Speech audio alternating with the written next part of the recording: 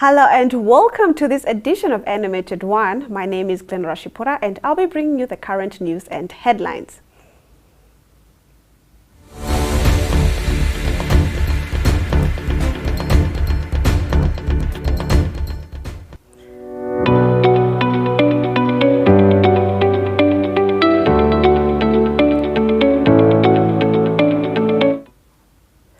In the news today, Zambia youth clashed with Namibian police at Katima Mulilo. IPC Ciske Smith-Howard explains her suspension, and Namibia take on Scotland in the Cricket World Cup.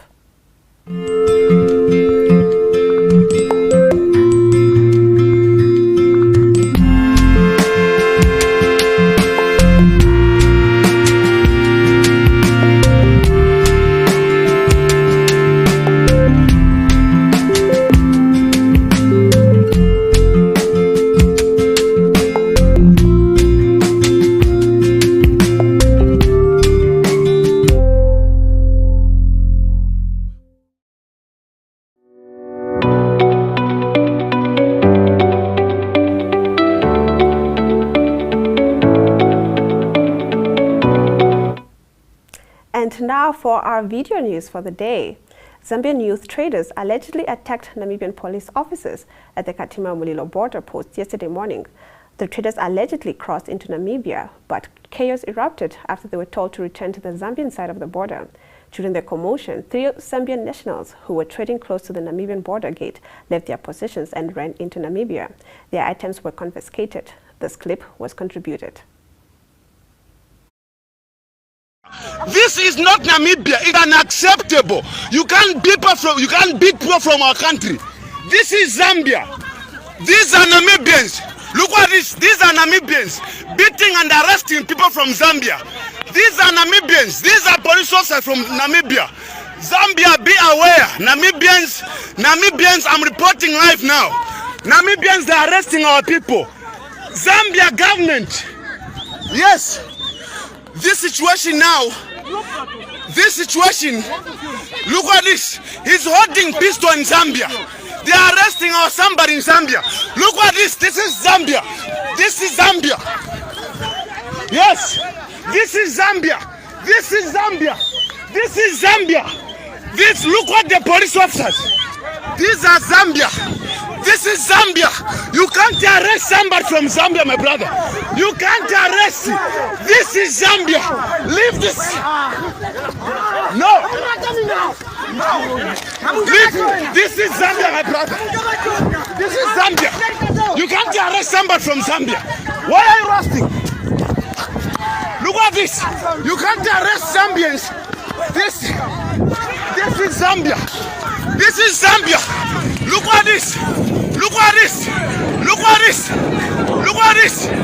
These are Namibians arresting our people. It's unacceptable. It's unacceptable. It's unacceptable. It's unacceptable. Officer, it's unacceptable. Namibians, they are beating our people. Namibians, they are arresting our people. Get back out. Get back. Namibians are arresting our people. Namibians are arresting our people. Namibians are arresting our people in our country.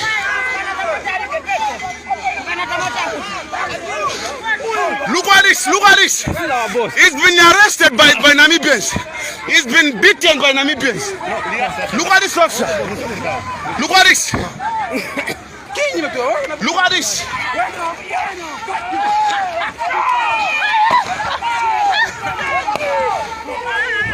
Look at this. Look at this.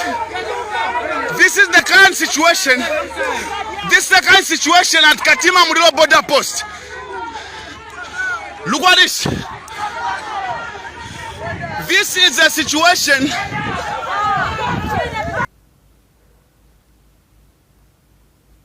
And now moving on to our second video for the day. Restrained Independent Patriots for Change member and regional councillor for the Swakopmund constituency, Ciske Howard, addresses IPC's members in Swakopmund about the disciplinary actions which the party took against her. Adolf Kaure was there. Now, because one man make a decision without consulting everybody else, because there's nobody standing around him. He has the ability to make a decision to suspend the political head of the second biggest region in this country, the second biggest economic region, without even a thought as to what impact that will have. On the 4th of November, we are bringing motions to our council like you've never seen before. Why suspend me 3 weeks before that?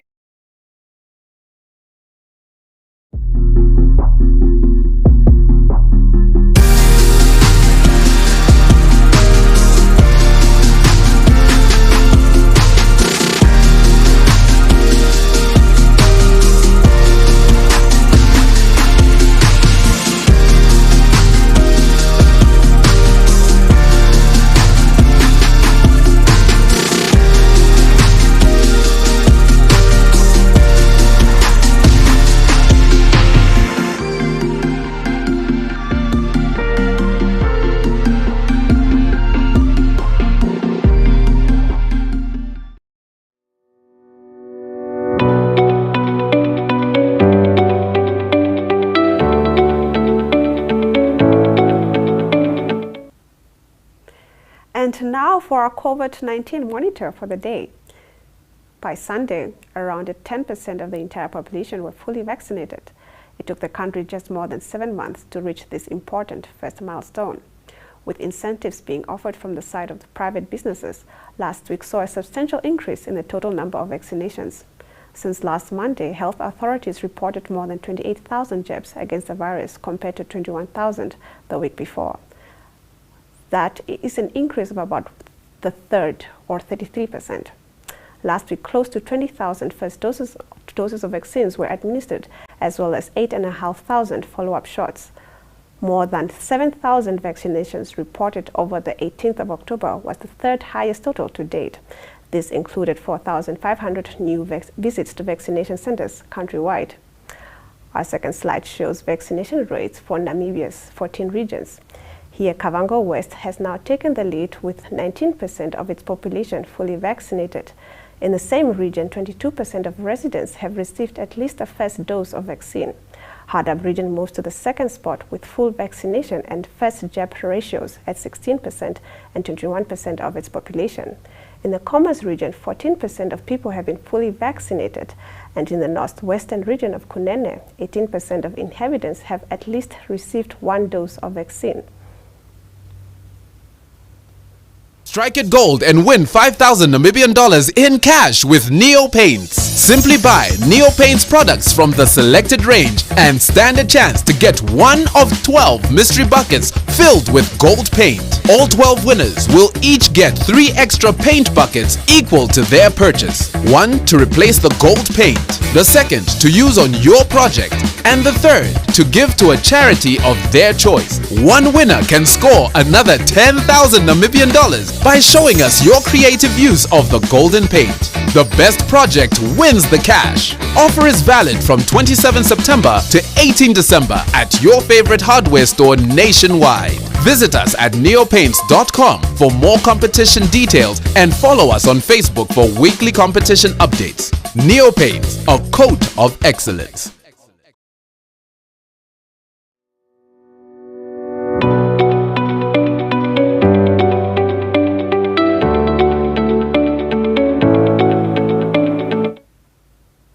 And now for the front pages of Namibia's dailies. According to Namibian Sun, government has reiterated its stance that COVID-19 vaccination should continue on a voluntary basis. However, companies compelling their staff to take the jab have taken a step into the right direction, says Attorney General Festus Mandeka. The Republican reports that the Orange River is a place where general lawlessness, smuggling, theft, as well as the illegal crossing of the river by people and their livestock are the order of the day.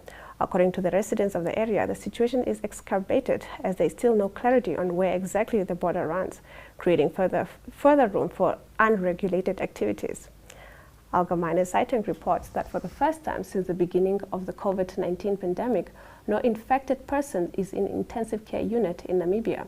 This is according to the Ministry of Health and Social Services. There are currently 41 infected people hospitalized, all of whom are not vaccinated. The Namibian reports that Parliamentary Standing Committee on Natural Resources Chairperson Shekero Tuoya was yesterday not impressed by the fact that Raccoon Africa's market value has increased by billions, while the National Petroleum Corporation of Namibia, otherwise known as NAMCOR, has not made a cent from its partnership with the Canadian company thus far. New Era reports that Canadian oil explorer Raccoon Africa has already benefited financially through the Canadian Stock Exchange from the license they obtained from the Namibian government for exploration in the two Kavango regions. Namibia, through the National Petroleum Corporation of Namibia, NAMCOR, owns 10% of the license, while Raccoon Africa owns 90%.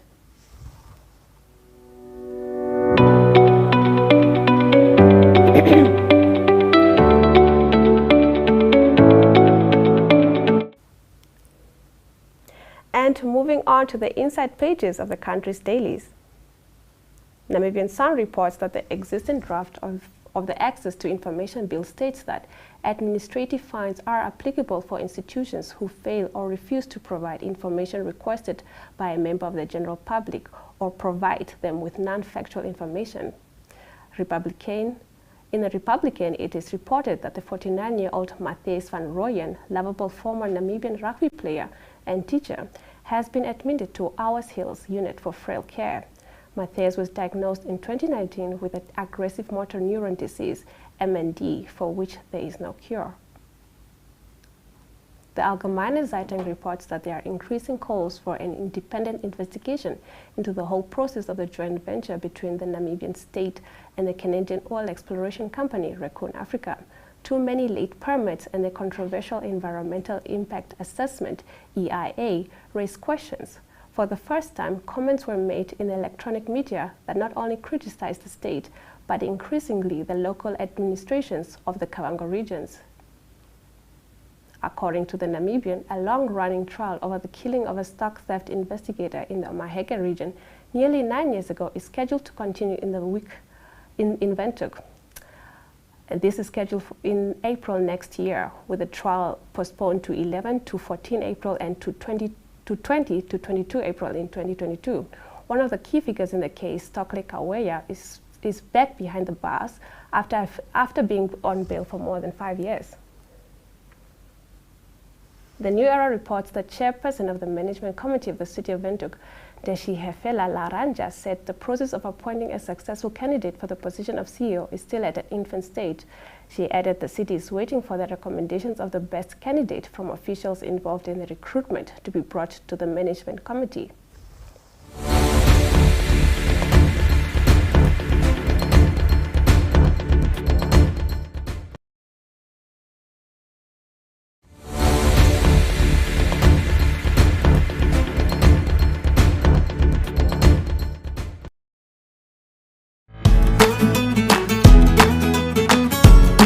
Hello Namibia, this is your favorite girl, Top Cherry What. Are you vaccinated? If yes, a round of applause to you. If not, fear not, because we got you. Top Cherry What will be coming to a village, a town, or somewhere near you very soon to get vaccinated with you. Cool, hey? I know. Please help me so we help the rest of the nation kick out COVID. Top Cherry What? My Namibia, my country, my pride.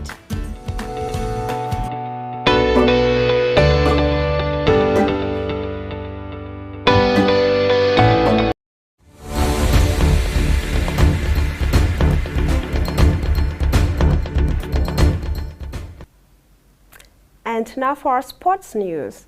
Namibian cricket team has excelled beyond expectations in reaching the Super 12 stage of the T20 World Cup held in the United Arab Emirates.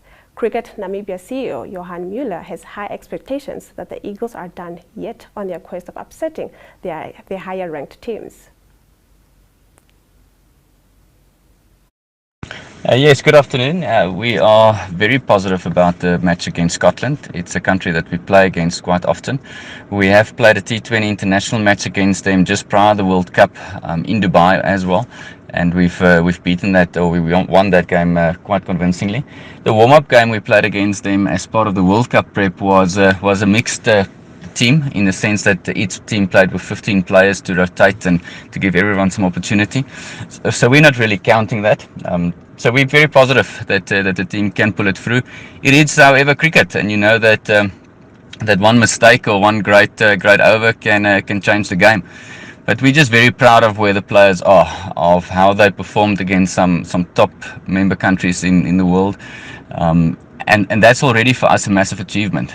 But it doesn't mean we're going to stop there. The way that I know this team and these players is they've caused so many upsets already this year in terms of people's expectation, and beating countries and other higher ranking teams regularly this year. So we're very positive that we can still pull off a few wins during this next 5 games. But it's also just a great experience for the players to experience the big stage, full crowds, play against the Pakistans and the New Zealands and the Indians of this world that we normally only see on TV. And there's also a lot that we can learn and take forward from there to promote our cricket in the next 2 to 3 years. So yes, we go Scotland in today's game, and we definitely think we can put it off. Thank you.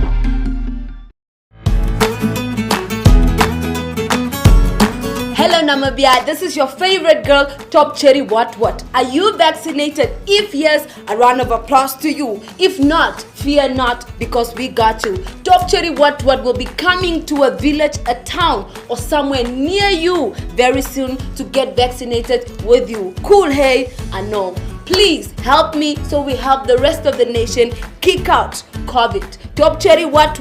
My Namibia, my country, my pride.